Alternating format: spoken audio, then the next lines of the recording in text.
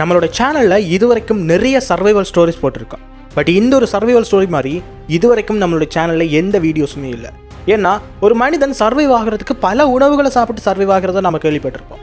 But அவன் கூட இருந்தவங்களை, அவனோட சொந்தக்காரங்களை, அவனோட ஃப்ரெண்ட்ஸை சாப்பிட்டு உயிரோடு இருந்த ஒரு சர்வைவல் ஸ்டோரி தான் எனக்கு ஒரு வீடியோவில் பார்க்க போகிறோம். இந்த சர்வைவல் ஸ்டோரியை பொறுத்த வரைக்கும் ஒருத்தர் 2 பேரோடது கிடையாது. கிட்டத்தட்ட 30க்கும் மேற்பட்ட மக்கள் எப்படி சர்வைவ் ஆனாங்க, எப்படி உயிரோடு இருந்தாங்க அப்படின்றத டீட்டெயில்டாக எக்ஸ்பிளைன் பண்ணக்கூடிய ஒரு சர்வைவல் ஸ்டோரி தான் இது. வீடியோவை பார்த்து முடியும் போது உங்களுக்கு மனிதனோட தன்னம்பிக்கையில் எவ்வளவு வேல்யூ இருக்குது அப்படின்றத உங்களால் புரிஞ்சுக்க முடியும். ஸோ இந்த வீடியோவை ஸ்கிப் பண்ணாமல் ஃபுல்லாக பாருங்கள். அதுக்கு முன்னாடி இந்த மாதிரி இன்ட்ரெஸ்டிங்கான சர்வைவல் வீடியோஸ் பார்க்குறதுக்கும் இன்ட்ரெஸ்டிங்கான விஷயங்களை தெரிஞ்சுக்கிறதுக்கும் நம்மளோட சேனலை சப்ஸ்கிரைப் பண்ணிக்கோங்க. ஏன்னா இந்த மாதிரி நிறைய வீடியோஸ் நம்மளோட சேனலில் போஸ்ட் பண்ணிக்கிட்டு இருக்கோம். அண்ட் ஃப்யூச்சர்லேயுமே நிறைய வீடியோஸ் போஸ்ட் பண்ணுறதுக்கு பிளான் பண்ணிக்கிட்டு இருக்கோம். ஸோ அதெல்லாம் சக்ஸஸாக நடக்கணும் அப்படின்னா மறக்காமல் நம்மளோட சேனலை சப்ஸ்கிரைப் பண்ணிக்கோங்க. ஸோ வாங்க வீடியோக்குள்ள போகலாம்.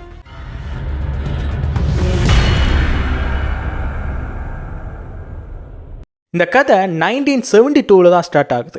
இந்த டைமில் ஓல்டு கிறிஸ்டியானோ கிளப் அப்படின்னு சொல்லப்படுற உருகுவே நாட்டை சேர்ந்த ஒரு ரக்பி டீம் தான் இந்த ஸ்டோரியிலேயே மாட்டிக்கிறாங்க. இந்த ரக்பி டீமை பொறுத்த வரைக்கும் ஒவ்வொரு வருடத்தோட அக்டோபர், டிசம்பர் மாதங்களில் அவங்களுக்கு பக்கத்தில் இருக்கிற சிலி நாட்டில் போய் ஒரு ஃப்ரெண்ட்லி மேட்ச் விளையாடுறது அப்படின்றது இவங்களோட வழக்கமாகவே இருந்துகிட்டு இருந்துச்சு. ஸோ அதே மாதிரி தான் 1972லையுமே இவங்க அந்த ஃப்ரெண்ட்லி மேட்ச் விளையாடுறதுக்காக சிலி நாட்டுக்கு புறப்பட்டுக்கிட்டு இருந்திருக்காங்க. ஸோ அந்த டைம் அவங்க புறப்படும் போதே அவங்க கூட அவங்களோட பேரண்ட்ஸ், அவங்களோட ஃப்ரெண்ட்ஸ் அண்ட் அவங்களோட லவ்வர்ஸ் அப்படின்னு சொல்லிட்டு அவங்களுக்கு நெருக்கமான நிறைய நண்பர்கள், நிறைய உறவினர்கள் அப்படின்றது இவங்களோட சேர்ந்து புறப்படுறதா தான் இந்த பிளான் அப்படின்றது இருந்திருக்கு. ஸோ அவங்க பிளான் பண்ண மாதிரியே அவங்களோட உறவினர்கள், அவங்களோட பேரண்ட்ஸ், அவங்களோட லவ்வர்ஸ் அப்படின்னு சொல்லிட்டு அந்த ரக்பி டீமோட சேர்ந்து மற்ற அத்தனை பேருமே சேர்ந்து கரோஸ்கோ அப்படின்னு சொல்லப்படுற ஏர்போர்ட்டில் 1972 அக்டோபர் 13 அன்னைக்கு அத்தனை பேருமே அரைவிட ஆகிறாங்க. இவங்க அத்தனை பேருமே இந்த ஏர்போர்ட்டில் அரைவ்ட் ஆனதுக்கப்புறமா இவங்க இந்த இடத்துல இருந்து புறப்பட வேண்டிய ஃபயர் சில்ட் அப்படின்னு சொல்லப்படுற விமானமுமே அந்த இடத்துக்கு அரைவ்ட் ஆகுது. இந்த விமானத்தை பொறுத்த வரைக்கும் ஒரு மிலிட்ரி விமானம் அப்படின்னு சொல்கிறாங்க. அந்த காலகட்டத்தில் பொருளாதாரம் அதிகமாக வீழ்ச்சி அடைஞ்சிருந்த காலகட்டம் அப்படின்றதால மிலிட்ரி விமானங்களை வாடகைக்கு விடுறதுக்காக இந்த மாதிரி சின்ன சின்ன விஷயங்களுக்காக வாடகைக்கு விட்டு இருந்திருக்காங்க. ஸோ இப்படி போகக்கூடிய குழுவை பொறுத்த வரைக்கும் 19 ரக்பி பிளேயர்ஸ் அப்படின்றவங்க இருக்காங்க. அண்ட் 21 பேர் இவங்க கூட வரக்கூடியவங்க, உங்களோட ஃப்ரெண்ட்ஸ், உங்களோட ஃபேமிலி அப்படின்னு சொல்லிட்டு டோட்டலாக 21 நபர்கள் அப்படின்றவங்க வராங்க. அண்ட் 5 க்ரூ மெம்பர்ஸுமே இருக்காங்க. இந்த விமானத்தில் இருக்கக்கூடிய க்ரூ மெம்பர்ஸ் 5 பேர் இருக்காங்க. ஸோ டோட்டலாக 45 பேர் இந்த விமானத்தில் போடுறதுக்காக எல்லாமே கரெக்டாக பிளான் ஆகி எல்லாமே சக்ஸஸ்ஃபுல்லாமே வெளிக்கிட ஆரம்பிக்கிறாங்க. விமானத்தோட கேப்டனை பொறுத்த வரைக்கும் ஃபெடாஸ் அப்படின்னு சொல்கிறாங்க. இந்த ஃபெடாஸை பொறுத்த வரைக்கும் கிட்டத்தட்ட 5117 மணி நேரம் ஃப்ளைட்டில் பறந்த அனுபவம் அப்படின்றது இருக்குது. அண்ட் இவங்க போகக்கூடிய இந்த இடத்துக்கு இவர் 25 தடவைக்கு மேலேயே இந்த இடத்துல பறந்ததுக்கான எக்ஸ்பீரியன்ஸ் இருக்குது. ஸோ அதிகமான எக்ஸ்பீரியன்ஸ்டான ஒரு நபர் அப்படின்னு சொல்கிறாங்க. அண்ட் இவர் கூட இருந்த கோ பைலட்டை பொறுத்த வரைக்கும் லெக்வாராரா அப்படின்னு சொல்கிறாங்க. அண்ட் இவங்களை பொறுத்த வரைக்கும் அதிகமாக எக்ஸ்பீரியன்ஸ் அப்படின்றது கிடையாது, இப்போ தான் கற்றுக்கிட்டு இருக்கக்கூடிய ஒரு பர்சன், அதாவது ட்ரெயினியாக தான் இந்த ஃப்ளைட்டில் போயிட்டுருக்காங்க. ஸோ இந்த 2 பேரும் தான் இந்த ஃப்ளைட்டையே கண்ட்ரோல் பண்ணுறதுக்கு ஆரம்பிக்கிறாங்க.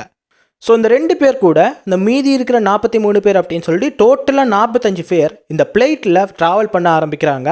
இந்த ஃப்ளைட் கிளம்பும்போது எந்த விதமான பிரச்சனைகளுமே கிடையாது. எப்பயுமே வழக்கம் போல் இந்த ஃப்ளைட்டை டேக் ஆஃப் பண்ணுறாங்க. இந்த ஃப்ளைட்டை டேக் ஆஃப் பண்ணதுக்கப்புறமா இந்த ஆண்ட்ரஸ் அப்படின்னு சொல்ல போகிற ஒரு மலைப்பகுதி அப்படின்றது இருக்குது. இந்த மலைப்பகுதியை பொறுத்த வரைக்கும் இருக்கிறதுலேயே ரொம்ப ஹைட்டான ஒரு மலைப்பகுதி அப்படின்னு சொல்கிறாங்க. அதாவது எந்த அளவுக்கு ஹைட்டான மலைப்பகுதி அப்படின்னா ஒரு ஃப்ளைட் இவ்வளவு தான் பறக்க முடியும் அப்படின்ற மாதிரி ஒரு கட்டுப்பாடு அப்படின்றது இருக்கும். ஸோ அந்த ஃப்ளைட் பறக்கக்கூடிய ஹைட்டை விட இந்த மலையோட ஹைட் அப்படின்றது ரொம்ப அதிகமாக இருக்கும் அப்படின்னு சொல்கிறாங்க.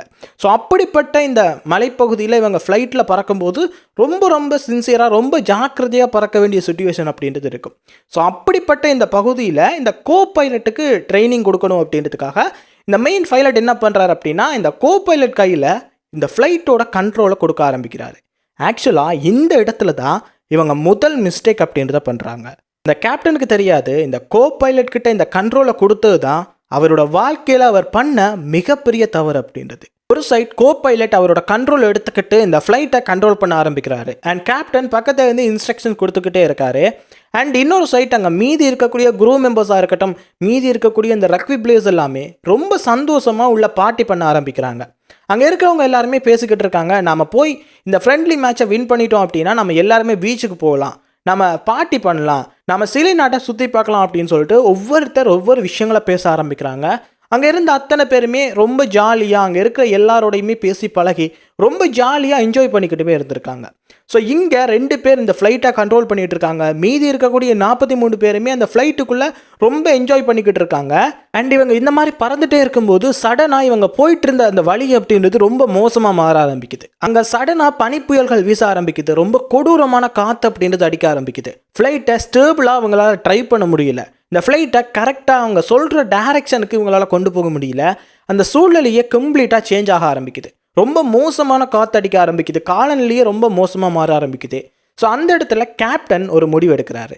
அவங்க போய்கிட்டு இருந்த அந்த பாதையிலேயே அர்ஜென்டினாவோட ஃபெர்னாண்டோஸ் அப்படின்னு சொல்ல போகிற இடத்துல இந்த ஃப்ளைட்டை லேண்ட் பண்ணிடலாம். ஸோ அதுக்கப்புறமா இந்த காலநிலை எல்லாமே கரெக்டானதுக்கப்புறமா நம்ம மறுபடியும் டேக் ஆஃப் ஆகி நம்ம போக வேண்டிய இடத்துக்கு போயிடலாம் அப்படின்ற மாதிரி இவரோட மைண்ட் செட் அப்படின்றது இருக்குது. ஸோ உடனே அந்த ஃப்ளைட்டையுமே அந்த ஃபெர்னாண்டோஸ் அப்படின்னு சொல்ல போகிற இடத்துல லேண்ட் பண்ணுறாங்க. சக்ஸஸ்ஃபுல்லாக லேண்ட் பண்ணினதுக்கப்புறமா அங்கே இருக்கிற குரூப் மெம்பர்ஸ், அந்த ரக்பி பிளேயர்ஸ் எல்லாமே உடனடியாக இறங்கி அவங்க தங்குறதுக்கான ஏற்பாடுகள் அப்படின்றத பண்ணுறாங்க. ஸோ இப்படி அவங்க வெளியே போய் அவங்க என்ஜாய் பண்ணிகிட்டு இருக்காங்க. நிறைய பேர் பார்ட்டி பண்ணிகிட்டு இருக்காங்க. அண்ட் அங்கே போய் நிறைய வைன் பாட்டில்ஸுமே வாங்கி ஸ்டோர் பண்ணுறாங்க. ஸோ இப்படியே பார்ட்டி பண்ணிகிட்டு இருக்காங்க. அடுத்த நாள் காலையிலையுமே ஆகுது. அந்த சுச்சுவேஷன் அப்படின்றது கரெக்ட் ஆகலை. அடுத்த நாள் மத்தியானம் ஒரு 2-2:30 மணி அளவில் அவங்களோட சுச்சுவேஷன் அப்படின்றது ஓரளவு ஓகே ஆகுது. அந்த இடத்துல இருந்து அவங்க உடனடியாக ஃப்ளைட்டை டேக் ஆஃப் ஆகி அவங்க போக வேண்டிய அந்த இடத்துக்காக ட்ராவல் பண்ண ஆரம்பிக்கிறாங்க. போயிட்டே இருக்கும்போது இந்த பிளான்சோன் ஃபால்ஸ் அப்படின்னு சொல்ல போகிற ஒரு இடத்தை கடந்து தான் இவங்க இந்த சிலி நாட்டுக்கே போக வேண்டியிருக்கு. பட் இந்த பிளான்சோன் ஃபால்ஸில் ஒரு பெரிய மலை அப்படின்றது இருக்குது. இந்த மலையை பொறுத்த வரைக்கும் 22,000 ஃபீட்டுக்கும் அதிகமாக இருக்கும் அப்படின்னு சொல்கிறாங்க. ஸோ இந்த மலையை கடக்கிறது தான் ஒரு பெரிய டாஸ்க்காகவே இருந்துகிட்டு இருந்துச்சு. பட் இந்த டைமுமே இந்த கோ பைலட் தான் இந்த ஃப்ளைட்டை ட்ரை பண்ணிக்கிட்டு இருந்திருக்காரு. பைலட் அந்த விமானத்தை கண்காணிச்சுக்கிட்டு இருந்திருக்காரு. ஸோ இந்த கோ பைலட் கிட்ட இருந்து கண்ட்ரோல் ரூமுக்கு ஒரு மெசேஜ் அப்படின்றது வருது. நாங்கள் இந்த பிளான்சோன் ஃபால்ஸை கடந்துட்டோம். ஸோ அடுத்த ஒரு சில நிமிஷங்கள்லேயே நம்ம லேண்ட் பண்ணுறதுக்கு ரெடி ஆகிடுவோம். ஸோ அதுக்கான இன்ஸ்ட்ரக்ஷனை கொடுங்க அப்படின்னு. சரியாக 3 நிமிஷம் கழித்து மறுபடியும் இந்த பிளான்சோன் ஃபால்ஸை நம்ம சக்ஸஸ்ஃபுல்லாக கடந்து நம்ம லேண்ட் பண்ண வேண்டிய இடத்த அடைஞ்சிட்டோம். ஸோ இப்போது நான் லேண்ட் பண்ணலாமா அப்படின்ற மாதிரி அந்த மெசேஜில் வந்துட்டுருக்கு. ஸோ இந்த மெசேஜை பார்த்தோன்னே கண்ட்ரோல் ரூமே ஓகே நீங்கள் லேண்ட் பண்ணுங்க அப்படின்ற மாதிரி இன்ஸ்ட்ரக்ஷன் கொடுத்துட்றாங்க. பட் அதுக்கப்புறமா தான் ஒரு விஷயத்தை யோசிக்கிறாங்க. இந்த பிளான்சோன் பாஸ் அப்படின்னு சொல்லப்படுற இந்த இடத்தை தாண்டி அவங்க சரியாக 10 நிமிஷங்கள் ட்ராவல் பண்ணால் மட்டும்தான் இவங்க லேண்ட் பண்ண வேண்டிய இடமே வரும். பட் இவங்க சரியாக 3 நிமிஷத்தில் லேண்ட் பண்ணுற இடத்த கேட்குறாங்களே, ஒருவேளை இதில் ஏதாவது மிஸ்டேக் இருக்குமா அப்படின்றது ஒரு பெரிய டவுட்டோடையே இருந்துகிட்ருக்காங்க. பட் இவங்க ஓகே நீங்கள் லேண்ட் பண்ணுங்க அப்படின்ற மாதிரி ஒரு இன்ஸ்ட்ரக்ஷனையுமே கொடுத்துருக்காங்க. ஏன்னா அந்த காலகட்டத்தில் இந்த ரேடார் எல்லாமே கரெக்டாக இல்லை, டெக்னாலஜி எல்லாமே பெருசாக வளராத ஒரு காலகட்டம். ஸோ அந்த டைமில் பைலட் சொல்கிற விஷயத்தை வச்சு தான் கண்ட்ரோல் ரூமே அவங்களுக்கான சரியான இன்ஸ்ட்ரக்ஷன்ஸ் அப்படின்றத கொடுப்பாங்க. பட் இப்படி லேண்ட் பண்ணுங்க அப்படின்ற மாதிரி இன்ஸ்ட்ரக்ஷன் கொடுத்ததுக்கப்புறமா கூட இவங்க லேண்ட் பண்ணுறதுக்காக இவங்களோட ஹைட்டை கம்மி பண்ணிக்கிட்டே வந்திருக்காங்க. 20,000 ஃபீட், 18,000 ஃபீட், 15,000 ஃபீட் அப்படின்னு சொல்லிட்டு இவங்களோட ஹைட்டை கம்மி பண்ணிக்கிட்டே வந்திருக்காங்க. போயிட்டு இருக்கும்போது முழுக்க முழுக்க மேகங்களாக தான் இருக்குது. அவங்க முழுக்க முழுக்க மேகங்களை கடந்து போயிட்டு இருக்கும்போது தான் ஒரு பெரிய வெள்ளை நிறத்தில் ஒரு மலை அப்படின்றது இருக்குது. இந்த மலையை பொறுத்த வரைக்கும் நான் முன்னாடி சொன்ன மாதிரி 22,000 ஃபீட்டுக்கும் அதிகமாக இருக்குது. ஸோ ஒரு மலையை கடக்கிறது தான் இந்த வழியாக ட்ராவல் பண்ணக்கூடிய அத்தனை பைலட்ஸோட ஒரு மிகப்பெரிய டாஸ்க்காகவே இருக்கும். பட் அந்த இடத்துலையுமே இந்த கோ பைலட் ஒரு மிஸ்டேக் விட்டதால் நாங்கள் இந்த மலையை கடந்துட்டோம், நாம் இந்த பாஸை கடந்துட்டோம் அப்படின்னு சொன்னதால் அந்த இன்ஸ்ட்ரக்ஷனுமே நீங்கள் லேண்ட் பண்ணுங்க அப்படின்ற மாதிரி கொடுத்துருக்காங்க. ஸோ இவனுமே அவனோட ஹைட்டை கம்மி பண்ணிட்டான். அவனோட ஸ்பீடை கண்ட்ரோல் பண்ண முடியாத சுச்சுவேஷன் அப்படின்றது இருந்துக்கிட்டு இருக்கு. ஸோ எதுவுமே பண்ண முடியாது, இந்த ஃப்ளைட்டை கண்ட்ரோலுமே பண்ண முடியாது. ஸோ எந்த வழியுமே இல்லாத போது இந்த ஃப்ளைட்டை நேராக அந்த மலையிலேயே மோதுறான். அந்த மோதி அந்த ஃப்ளைட் கிராஷ் ஆகி அங்கே இருக்கிற அத்தனை பேருமே அதிகமாக சேதமடைய ஆரம்பிக்கிறாங்க. இந்த கோ பைலட்டுமே ரொம்ப கொடூரமாக அவனோட உடம்புகள் எல்லாமே பல கம்பிகள் குத்தப்பட்டு ரொம்ப கொடூரமான முறையில் அந்த விமானத்தில் மாட்டிக்கிட்டு இருந்திருக்கான். இந்த விமானம் அந்த மலையில் விழுந்து ஒரு சில நிமிடங்கள்லேயே அந்த இடமே ஒரு நரகம் மாதிரி காட்சி அளிக்குது. அங்கே அத்தனை பேருக்குமே பலமான அடிகள் அப்படின்றது பட்டிருக்கு. நிறைய பேர் அந்த இடத்துலையே இறக்க ஆரம்பிக்கிறாங்க. ஆல்மோஸ்ட் 33 பேர் மட்டும்தான் அந்த குரூப்லேயே உயிரோடு இருக்காங்க. இந்த 33 பேருமே பூரண குணத்தோடு இருக்காங்களா அப்படின்னா கண்டிப்பாக கிடையாது. அத்தனை பேரோட கால்கள் முறிவடைஞ்சிருக்கு. நிறைய பேருக்கு மண்டை உடைஞ்சு ரத்தம் வடிஞ்சிக்கிட்டு இருந்திருக்கு. நிறைய பேரோட கைகள் துண்டாக முறிஞ்சிருக்கு. அண்ட் நிறைய பேர் அவங்களோட சுயநினைவு இழந்து அந்த இடத்துல இறந்த புணம் மாதிரியே இருந்திருக்காங்க.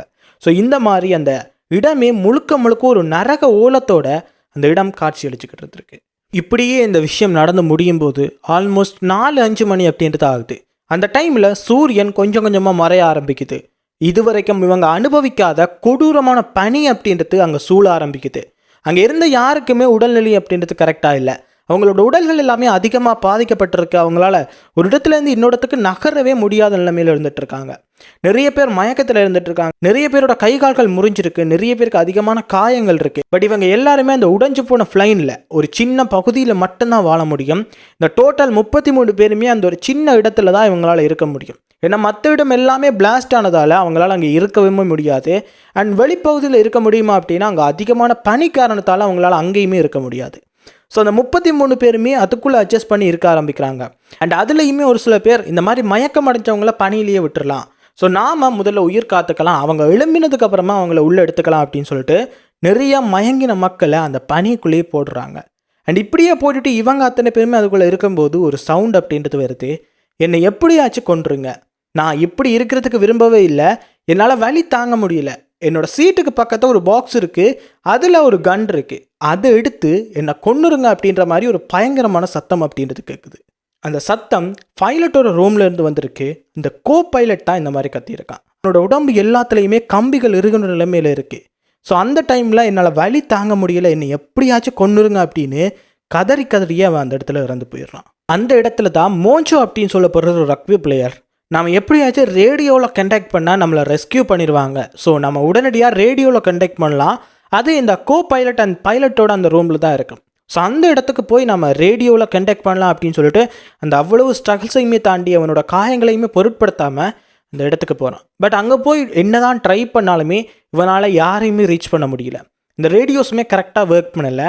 பட் இதை அவன் யார்கிட்டையுமே சொல்லலை.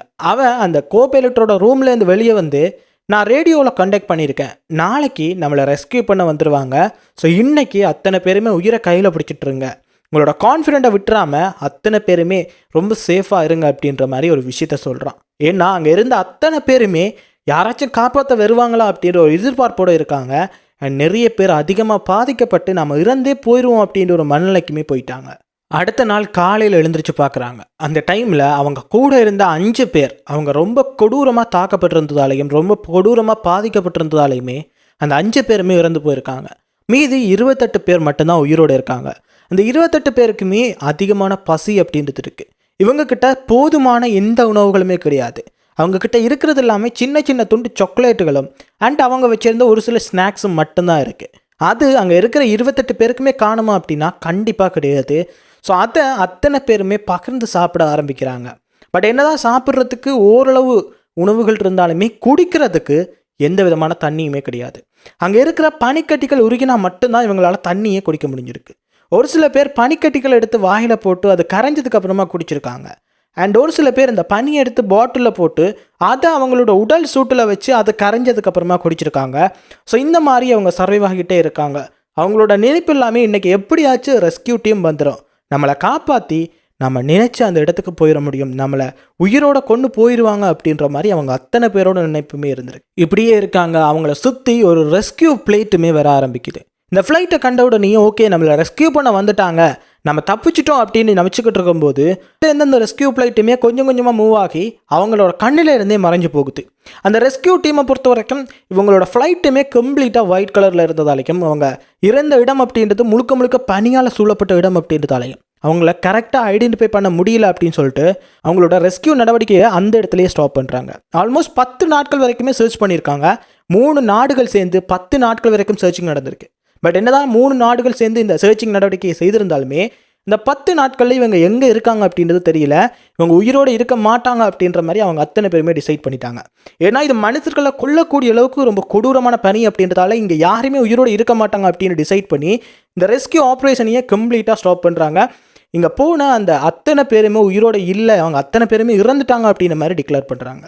இவங்க அத்தனை பேருக்குமே சாப்பிட்றதுக்கு உணவுகள் கிடையாது, குடிக்கிறதுக்கு தண்ணி கிடையாது. இந்த மாதிரி தொடர்ந்து பல ஸ்ட்ரகிள்ஸை ஃபேஸ் பண்ணி அவங்களோட காயங்களை மறைச்சி காயங்களோட வலியை தாங்கிக்கிட்டு யாராச்சும் காப்பாற்ற வருவாங்க அப்படின்னு வெயிட் பண்ணிக்கிட்டே இருக்காங்க. அந்த டைமில் தான் அவங்க அத்தனை பேருக்குமே ஒரு விஷயம் அப்படின்றது புரியுது. நம்ம இந்த இடத்துல ஒயிட் பிளைனுக்கு பக்கத்தில் இருந்துகிட்டு இருக்கோம். ஸோ நம்மளை கண்டிப்பாக அவங்களால ஐடென்டிஃபை பண்ண முடியாது. ஏன்னா ரொம்ப ஹைட்டில் அந்த ஃப்ளைட்ஸ் அப்படின்றது பறந்துக்கிட்டு இருக்கு. ஸோ அங்கேருந்து பார்க்கும்போது நம்ம யாருமே அவங்களோட கண்ணுக்கு தெரிய மாட்டோம். ஸோ இதை ஐடென்டிஃபை பண்ணுற மாதிரி நம்ம ஏதாவது ஒரு விஷயத்த பண்ணணும் அப்படின்னு அங்கே இருக்கிற அத்தனை பேருமே யோசிக்கிறாங்க. ஸோ இப்படி யோசித்ததுக்கு அப்புறமா என்ன பண்ணுறாங்க அப்படின்னா, அந்த குரூப்பில் நிறைய பெண்கள் இருந்திருக்காங்க. அண்ட் அவங்க லிப்ஸ்டிக், ஐப்ரோ இந்த மாதிரியான இந்த மேக்கப் ஐட்டம்ஸுமே வச்சுட்டு இருந்திருக்காங்க.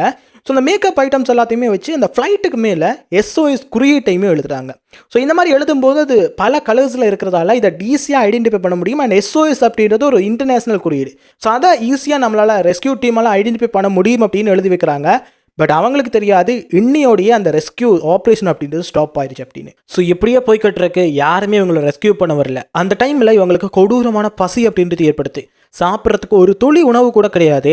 ஆல்ரெடி ஸ்டோர் பண்ணி வச்சிருந்த அந்த வைன் பாட்டில்ஸுமே ஒரு சில பாட்டில்ஸ் அப்படின்றது உடைஞ்சிருச்சு. அண்ட் மீதி இருக்கிற பாட்டில்ஸை தான் இத்தனை நாட்களுமே அவங்க சர்வைவ் ஆகிறதுக்காக பயன்படுத்தியிருக்காங்க. ஸோ அதுக்குமே ஆல்மோஸ்ட் கம்ப்ளீட் ஆயிடுது. இப்போது அவங்கக்கிட்ட சாப்பிட்றதுக்கு எந்த உணவுகளுமே கிடையாது. ஸோ சாப்பிட உணவே இல்லை அப்படின்றதால அங்கே இருக்கிற ஒரு சில பேர் இந்த விமானத்தோட சீட்டை கடித்து சாப்பிட ஆரம்பிச்சிருக்காங்க. அது முழுக்க முழுக்க லெதரால் இருக்கிறதால அது ஜீரணமாகாமல் அதனால் நிறைய வருத்தங்கள் அப்படின்றது அவங்களுக்கு வர ஆரம்பிச்சிருக்கு. நிறைய பேர் வாந்தி எடுக்க ஆரம்பிச்சிருக்காங்க, அதிகமாக சோர்வடைய ஆரம்பிச்சிருக்காங்க.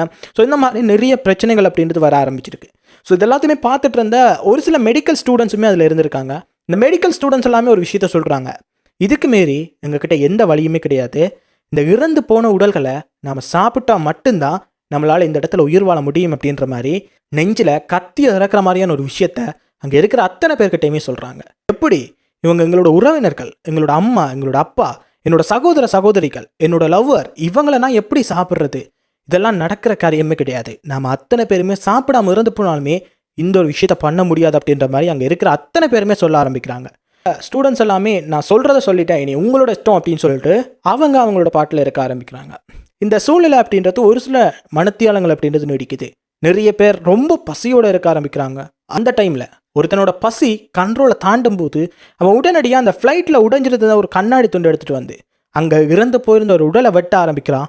அதை வெட்டி வெயிலில் வாட்டி அதை சாப்பிடவுமே ஆரம்பிக்கிறான். அண்ட் இவன் தொடர்ந்ததுக்கு அப்புறமா அங்கே இருக்கிற நிறைய பேர், அங்கே இருக்கக்கூடிய மொத்த பேருமே இந்த மாதிரி இந்த இறந்த உடல்களை வெட்டி சாப்பிட்டு அவங்களோட பசியை ஆற்ற ஆரம்பிக்கிறாங்க.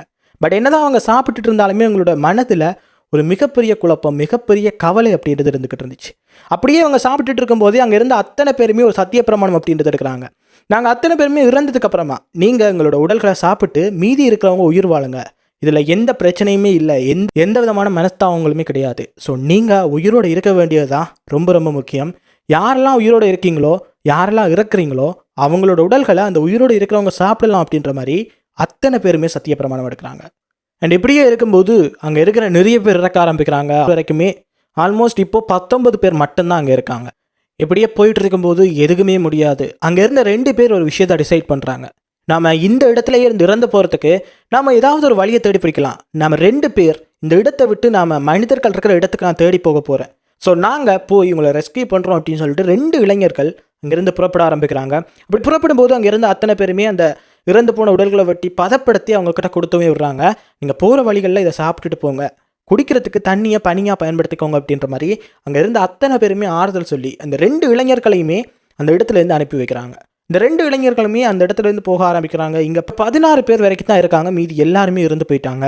ஸோ இந்த 2 இளைஞர்களுமே மலைகளை கடந்து பல இடங்களை ஸ்ட்ரகிள்ஸை ஃபேஸ் பண்ணி நிறைய பிரச்சனைகளை ஃபேஸ் பண்ணி அந்த இடத்த விட்டு போக ஆரம்பிக்கிறாங்க. இப்படியே போயிட்டு இருக்காங்க. அவங்களால சுத்தமாகவே நடக்க முடியாது, சுத்தமாகவே அசையக்கூட முடியாது. ஏன்னா அவங்க அதிகமாக பாதிக்கப்பட்டிருக்காங்க. பட் என்னதான் இருந்தாலுமே அந்த மீதி இருக்கிறவங்கள காப்பாற்றணும், நாங்கள் மறுபடியும் உலகத்தை பார்க்கணும் அப்படின்னு சொல்லிட்டு எப்படியே போயிட்டு இருக்கும்போது ஒரு மனுஷனை பார்க்குறாங்க. அந்த மனுஷனை பொறுத்த வரைக்கும் ஆடு மேய்ச்சிக்கிட்டு இருந்திருக்கான். அந்த மனுஷனை பார்த்த உடனே இவங்க கத்த ஆரம்பிக்கிறாங்க. பட் இவங்களோட உடல்களில் அந்தளவுக்கு சக்தி இல்லை அப்படின்றதால இவங்களால கத்த முடியலை. ஸோ உடனே அந்த மனிதனுக்கு இந்த ஸ்னோ பால் அப்படின்னு சொல்ல போகிற இந்த பனியை உருட்டி அந்த மனிதனுக்கு எறிகிறாங்க. ஸோ எங்களை எப்படியாச்சும் காப்பாற்றுங்க, நாங்கள் ஃப்ளைட் ஆக்சிடென்ட் ஆகி ஆல்மோஸ்ட் 16 பேர் இந்த இடத்துல மாட்டிக்கிட்டு இருக்கோம், எங்களை எப்படியாவது ரெஸ்கியூ பண்ணுங்க அப்படின்னு அந்த மனிதன்கிட்ட சொல்கிறாங்க. ஸோ அந்த மனுஷனுமே உடனடியாக ரெஸ்கியூ டீமுக்கு அறிவிச்சு 72 நாட்கள் கழித்து அங்கே இருக்கிற அத்தனை பேரையுமே ரெஸ்கியூ பண்ணியிருக்காங்க. அவங்க அத்தனை பேருமே மறுபடியும் உலகத்துக்கு வந்ததுக்கப்புறமா அவங்களோட சகோதரர்கள், அவங்களோட உறவினர்கள், அவங்களோட ஃப்ரெண்ட்ஸ், ஈவன் அவங்களோட லவ்வர்ஸை கூட நிறைய பேர் உணவாக சாப்பிட்ருக்காங்க. ஸோ அந்த அத்தனை பேருமே சொன்ன ஒரு விஷயம், எங்களோட வாழ்க்கையில் மட்டும் இல்லை மனித ஹிஸ்ட்ரியிலேயே இந்த மாதிரி ஒரு இன்சிடென்ட்ஸ் யாருக்குமே வரக்கூடாது. இந்த மாதிரி ஒரு இன்சிடென்ட்ஸ் அப்படின்றது உலக வரலாற்றில் மறக்க முடியாத ஒரு இன்சிடென்ட்ஸ் அப்படின்னு இங்கே இருந்த அத்தனை பேருமே ஓப்பனாக பேசியிருக்காங்க. இந்த வீடியோ பார்க்கும்போதே, இந்த ஒரு ஸ்கிரிப்டை வாசிக்கும் போதே கண்டிப்பாக ஒரு குழப்பம் அப்படின்றது இருந்துச்சு. ஸோ உங்களுக்கு என்ன தோணுது? இந்த வீடியோ பிடிச்சிருக்கு அப்படின்னா மறக்காமல் லைக் பண்ணிக்கோங்க. இந்த மாதிரி இன்ட்ரெஸ்டிங்கான நிறைய வீடியோஸோட நான் உங்களை சந்திக்கிறேன்.